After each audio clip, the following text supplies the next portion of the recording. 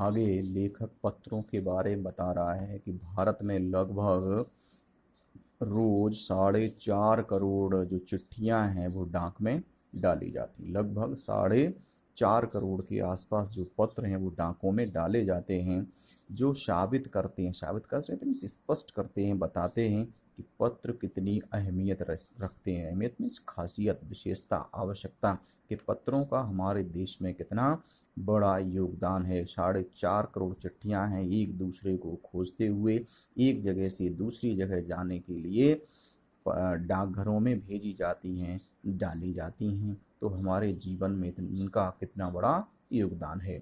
आगे कह रहा है लेखक, पंडित जवाहरलाल नेहरू ने 1953 में सही कहा था। जब पंडित जवाहरलाल नेहरू हमारे देश के प्रथम प्रधानमंत्री थे तो उन्होंने 1953 में बताया था कि हजारों साल तक संचार का साधन हरकारे रनर्स करे। हजारों साल से जो संचार का जो साधन थे, एक दूसरे को खबर पहुंचाने बताने का काम हरकारे में दौड़कर, कुछ व्यक्ति दौड़कर जाया करते थे और वो खबर देते थे, वो थी।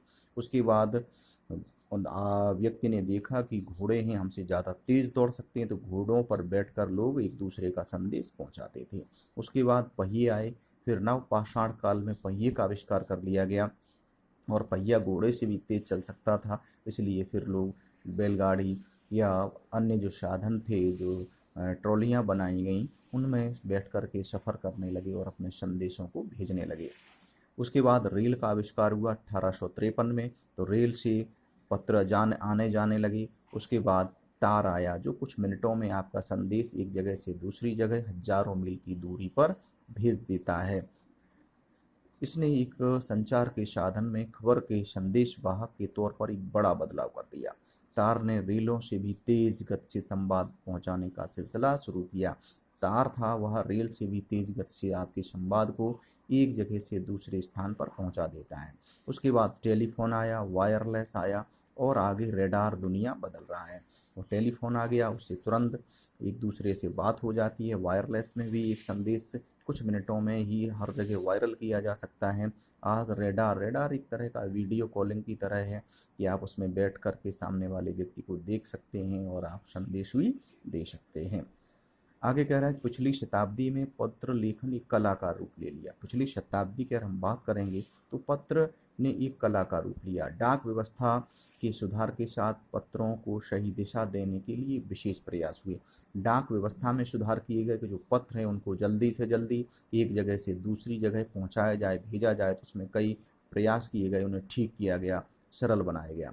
पत्र संस्कृति विकसित करने के लिए वो करें पत्र किस प्रकार से लिखे जाएं, सभी को पत्र लिखना आना चाहिए, सभी को साक्षर होना चाहिए। तो स्कूलों में भी एक पाठ्यक्रम के तौर पर एक पत्र कल्चर, लेटर कल्चर का विकास किया गया और यह एक सब्जेक्ट के तौर पर इसे शामिल कर लिया गया। भारत ही नहीं, ये कल भारत में ही नहीं हुआ, दुनिया के जो तमाम देश थे उन्होंने भी इस प्रकार के प्रयास किए। उसके बाद एक विश्व डाक संघ की स्थापना की गई, जिसमें सभी देश थे वो इसके सदस्य बने। उसने भी डाक में सुधार के लिए काफ़ी प्रयास किए। ऐसे ही विश्व डाक संघ की ओर से 16 वर्ष से कम आयु वर्ग के बच्चों के लिए पत्र लेखन प्रतियोगिता का आयोजन किया जाता था। पत्रों को लोगों के बीच में लोकप्रिय बनाने के लिए या उनकी लोकप्रियता बढ़ाने के लिए विश्व डाक संघ ने एक प्रतियोगिता का आयोजन किया था, एक कंपटीशन का आयोजन किया जाता था, जिसमें 16 वर्ष से कम आयु के बच्चे भाग लेते थे।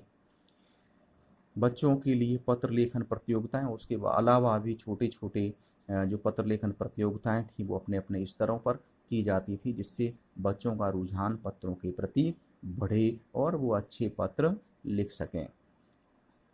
आगे है, कह रहा है कि इस प्रतियोगिता का जो सिलसिला था, जो आयोजन था, वो है सन 1972 से शुरू किया गया। प्रतियोगिता का जो सिलसिला है वो अनवरत रूप से सन 1972 से आरंभ किया गया। यह सही है कि खास तौर पर बड़े शहरों और महानगरों में संचार के साधनों का तेज विकास हुआ। मगर यह ठीक है कि 1972 से पत्रों में प्रतियोगिता का आयोजन किया गया, जिसमें बड़े स्तर पर बच्चे भाग लेते थे, लेकिन इसके साथ साथ जो शहर थे, बड़े बड़े महानगर थे, उनमें संचार के दूसरे साधनों का भी विकास तेजी के साथ होने लगा और इसके साथ जो अन्य कारण हैं उनकी वजह से भी पत्रों की आवाजाही प्रभावित हुई। जो नए नए आविष्कार हुए, नई टेक्नोलॉजी का विकास हुआ, जिससे पत्रों का जो एक जो सिलसिला था उसमें कहीं ना कहीं ब्रेक लगा।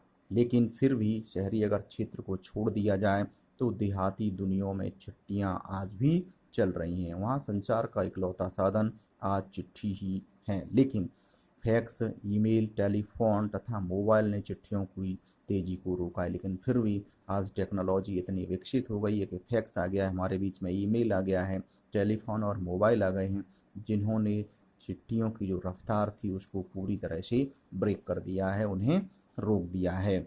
और व्यापारिक डाक की संख्या लगातार बढ़ रही है, लेकिन जो व्यापारिक जो डाक है, जो मर्चेंट जो डाक है, उसकी जो संख्या है वो आज भी बरकरार है, बनी हुई है। और ऐसा माना जाता है कि यह थोड़े दिनों तक आगे विद्यमान रह सकती है, लेकिन कोई इसका जो लंबा सिलसिला है वो होता संभव दिखाई नहीं दे रहा है।